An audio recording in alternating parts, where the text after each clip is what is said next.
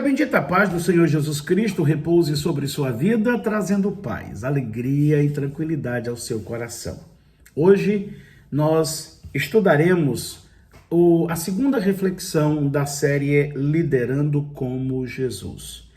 E eu trago para a nossa meditação Mateus capítulo 16, versículos 21 a 23, que diz: Desde este tempo, começou Jesus Cristo a mostrar a seus discípulos que lhe era necessário seguir para Jerusalém e sofrer muitas coisas dos anciãos, dos principais sacerdotes e dos escribas, como ser morto e ressuscitado no terceiro dia.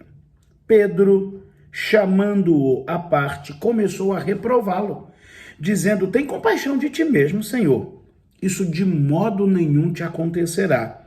Mas Jesus, voltando-se, disse a Pedro: Afasta, Satanás. Tu és para mim pedra de tropeço, porque não cogitas das coisas de Deus e sim das dos homens. No estilo, no modelo, na liderança de Jesus, aqui tem três coisas, três verdades muito profundas que me chamam a atenção. A primeira é autorresponsabilidade. Jesus tinha convicção do que ele tinha que fazer, por que ele tinha que fazer e como isso ia acontecer.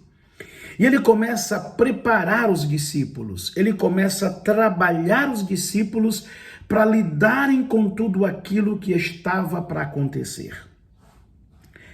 E quando ele recebe uma palavra contrária e de uma das pessoas mais próximas a ele, dos apóstolos de Jesus, um dos mais próximos era Pedro.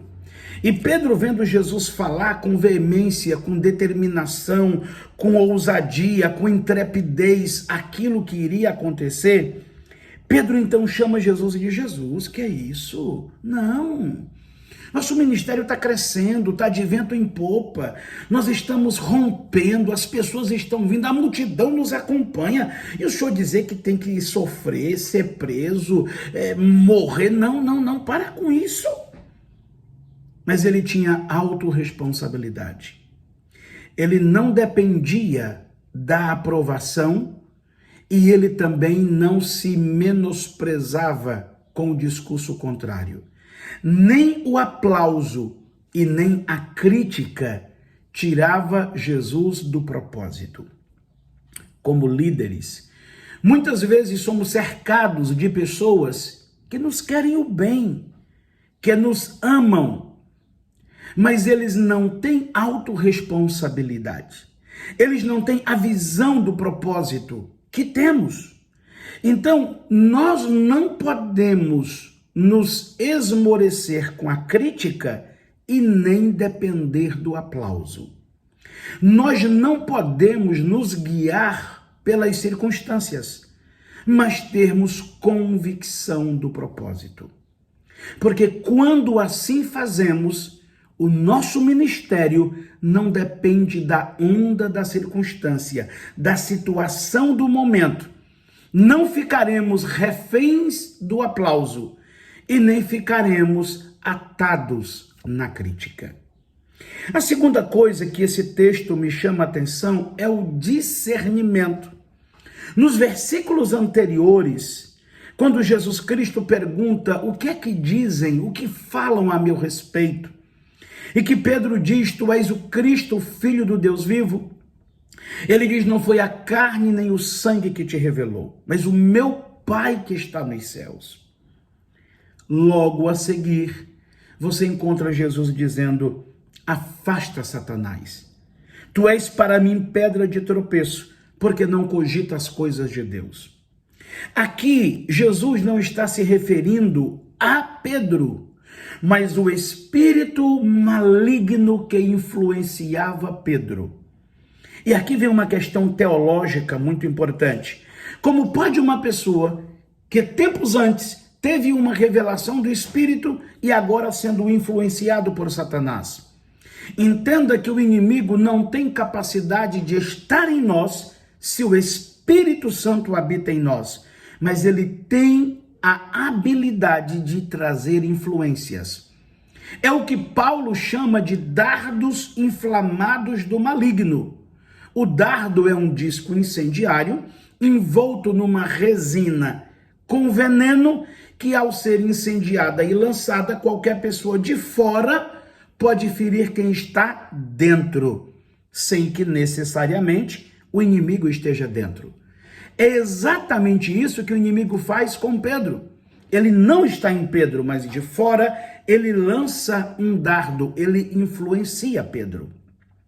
Nós precisamos ter discernimento, porque o mesmo Cristo que diz a Pedro, não foi a carne nem o sangue que te revelou, mas o meu Pai que está nos céus, é o mesmo Cristo que não ousa, não duvida em dizer: para trás de mim, Satanás.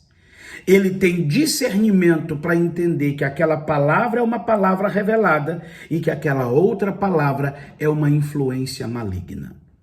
Um líder sem esse discernimento, ele poderá se corromper com o aplauso ou se travar com a crítica. Ele pode beber uma opinião que o tira do propósito ou se envaidecer com o excesso de cuidado daqueles que estão ao seu redor. Não se iluda. A Bíblia diz que o servo não é maior do que o seu senhor. E se o Senhor sofreu aflições, angústias, oposições, não é diferente comigo, não é diferente com você. Nós estamos sujeitos a passar por todos estes reveses, e isso se chama liderança ministerial.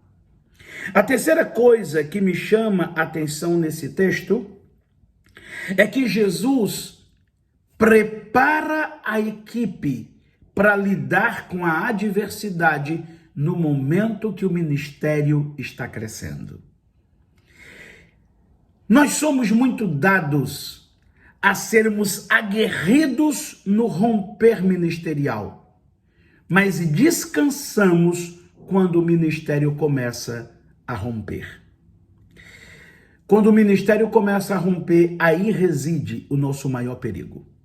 Aí reside o nosso maior cuidado, deve-se ter o maior cuidado. Por quê? Porque a luta nos amadurece e o aplauso nos corrompe. Eu não sei em que estágio o seu ministério está. Se você está no aplauso ou se você está no desafio. Ou se você está na adversidade. No desafio, você está crescendo. No aplauso, você tem o reconhecimento. Agora, na crise, você está sendo convidado para amadurecer. Em todas as três circunstâncias, não dependa das pessoas. Dependa de Jesus e o seu ministério logrará êxito. Deus te abençoe.